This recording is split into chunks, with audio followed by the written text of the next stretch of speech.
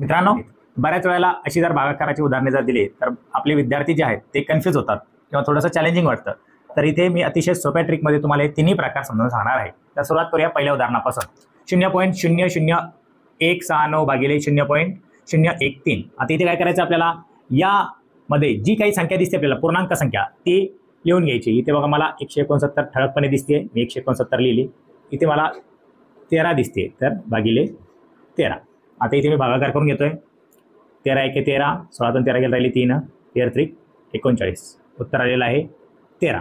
आता याच्या पुढची महत्त्वाची स्टेप काय, तर अंशामध्ये म्हणजेच भाज्याला दशांश चिन्हाच्या नंतर किती अंक आहेत ते मोजून घेऊया. 1 2 3 4 आणि 5. 5 अंक आहेत. छेदामध्ये किंवा भाजकामध्ये दशांश चिन्हाच्या नंतर किती अंक आहेत ते मोजूया. 1 2 आणि 3. 3 अंक आहेत. बघा सारखे नाही आहेत, फरक आहे, म्हणजे इथे काहीतरी कमी जास्तपणा होणार आहे. जर छेदामध्ये जर दशांश चिन्हाच्या नंतर जर अंक कमी असतील तर ते किती आहेत ते काढून घेऊया एकदा. 5 इथे 3 आहेत, म्हणजे किती कमी आहेत. 5 + 3 2 कमी आहेत छेदामध्ये. आणि जर भाजकामध्ये किंवा छेदामध्ये जर कमी असतील तर जेवढे अंक कमी तेवढ्या अंकांनंतर आपण दशांश चिन्ह देणार आहोत. म्हणजे 2 कमी तर 2 अंकांनंतर आपण इथे उत्तराला दशांश चिन्ह देणार आहोत.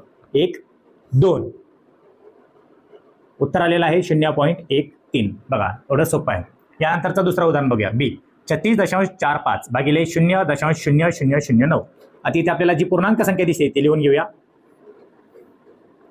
3645 भागिले इथे दिसते 9. भागाकार करूया. 9 चौक 36, 9 0 0 4 उरले, 9 5 45. 405 हा भागाकार आलेला आहे. आता यानंतरची पुढची महत्त्वाची पायरी, अंशामध्ये किंवा भाज्यामध्ये दशांश चिन्हाच्या नंतर किती अंक आहेत. 1 2.